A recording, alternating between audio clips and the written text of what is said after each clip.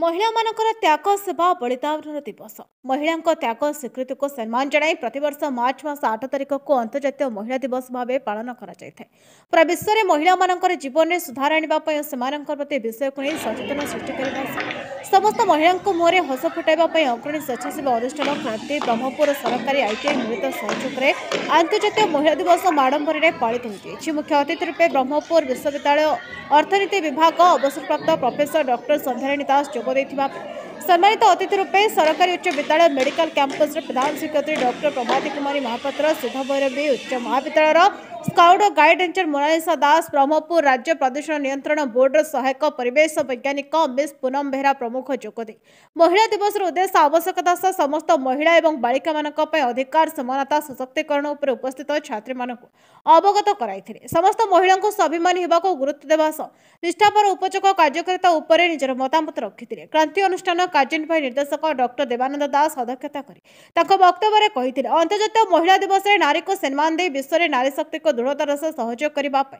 चेष्टा करने आमर मूल लक्ष्य। एथिरे क्रांति अनुष्ठान समस्त कार्यकर्ता सहयोग करथिले। शेष निर्मला दास धन्यवाद अर्पण करथिले। डॉक्टर देवानंद दास क्रांति अनुष्ठान एग्जीक्यूटिव डायरेक्टर। आज हूँ मार्च 8 आंतर्जातिक महिला दिवस। यही दिवस उद्देश्य क्रांति प्रतिवर्ष भली यही वर्ष मध्य आंतर्जातिक महिला दिवस सरकारी आईटीआई मिलित सहयोग में आईटीआई छात्रीनिवास पालन करुच्ची। नारी मुहरे किपरि हस फुटाई पारिबो तार लक्ष्य नहीं आमर आज यही आंतर्जातिक महिला दिवस पालन करा जाउची।